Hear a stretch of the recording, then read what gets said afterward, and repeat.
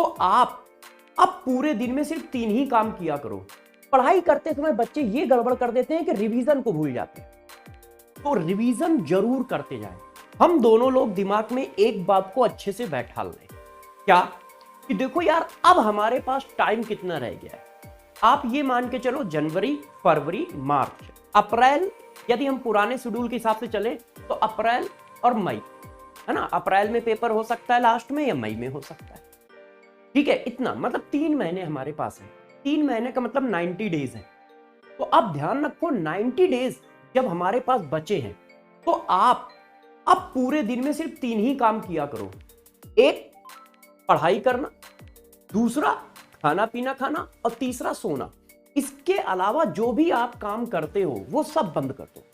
और यदि आप पढ़ते पढ़ते सैचुरेशन आ जाए तो फिर आधे 1 घंटे अपना जिसमें तुम्हारा बहुत मन लगता हो उस चीज को कर लो। मान लो किसी बच्चे को गाना सुनना बहुत अच्छा लगता है तो वो गाने सुन ले, किसी बच्चे को क्रिकेट खेलना बहुत अच्छा लगता है तो वो क्रिकेट खेल ले जाके, फुटबॉल खेलना अच्छा लगता है फुटबॉल खेल ले, डांस करना अच्छा लगता है डांस कर ले, बस।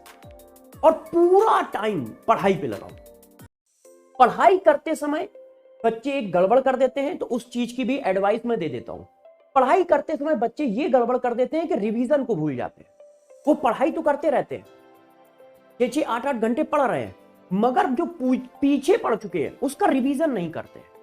तो इस बात का भी विशेष ध्यान रखिए कि जो आपने पीछे पढ़ रखा है उसका रिवीजन भी बहुत जरूरी है। रिवीजन भी बहुत जरूरी है। आप देखते हो टीचर से कुछ भी पूछो बता देता है, इसका मतलब ये नहीं कि उसके पास दिमाग ज्यादा है, नहीं यार, दिमाग आपके पास ज्यादा है। प्रॉब्लम ये है कि उसको सब कुछ रिवाइज है, मतलब उसको सब कुछ याद है, तैयार है, कॉन्सेप्ट क्लियर है।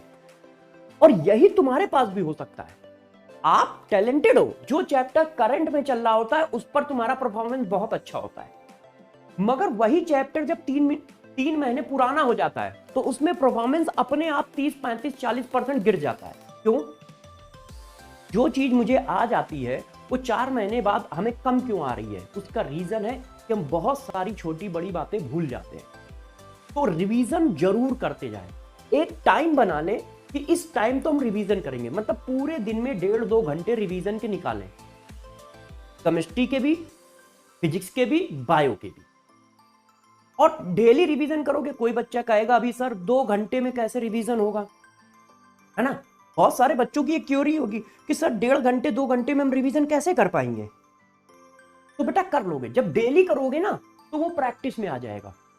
पहले 2 दिन में आप 2 घंटे रिवीजन करोगे तो हो सकता है 4-5 पेज रिवाइज हो, 10 पेज रिवाइज हो, मगर जब ये कंटिन्यूअस करते चले जाओगे तो फिर 15 दिन बाद आप 2 घंटे में हो सकता है 5-5, 6-6, 8-8 चैप्टर रिवाइज कर दो, 10-10 चैप्टर रिवाइज कर दो 2 घंटे में। क्यों? क्योंकि बहुत सारी चीज आपके दिमाग में बैठती चली जाएंगी, तो उनको रिवाइज करने में फ्रैक्शन ऑफ सेकंड लगेगा ना। फिर ऐसा थोड़ी है कि हमें मिनट लगेंगे या घंटे लगेंगे उसको समझने में, क्योंकि डेली वो काम कर रहे हो तो आप जल्दी जल्दी कर लोगे, मगर कंटिन्यूटी रखना बहुत जरूरी है, ध्यान रखिएगा। तो ये पर्सनल एडवाइस थी, क्योंकि अब पेपर पास आ रहा है, बस मेहनत करते रहना है, क्योंकि सिलेक्शन देने वाले उस साइड है, इस साइड नहीं है। ये सिर्फ कोच करेंगे, पढ़ाएंगे, हम अच्छा पढ़ा सकते हैं, अच्छा गाइडेंस प्रोवाइड कर सकते हैं, मगर दोस्त सिलेक्शन तुम ही दोगे। क्षमता तुम में है सिलेक्शन देने की, हम में नहीं है। इस बैच में हजारों बच्चे होंगे, मगर सेलेक्ट सिर्फ 400 होंगे, 200 होंगे, 300 होंगे। यदि मेरे में क्षमता होती तो भाई हम तो हजारों बच्चों को सेलेक्ट कराएंगे ना, मेरी किसी से दुश्मनी थोड़ी ना। मगर देखना, सेलेक्ट वो होगा जो बातों को मान के और अच्छे से मेहनत करे। तो ध्यान रखिए, सिलेक्शन आप पर डिपेंड कर रहा है। ये गलतफहमी में मत रहिए कि सिलेक्शन पीडब्ल्यू की वजह से होगा, ठीक है, सर्वेश सर की वजह से होगा, तरुण सर की वजह से होगा, पंकज सर की वजह से होगा। नहीं दोस्त,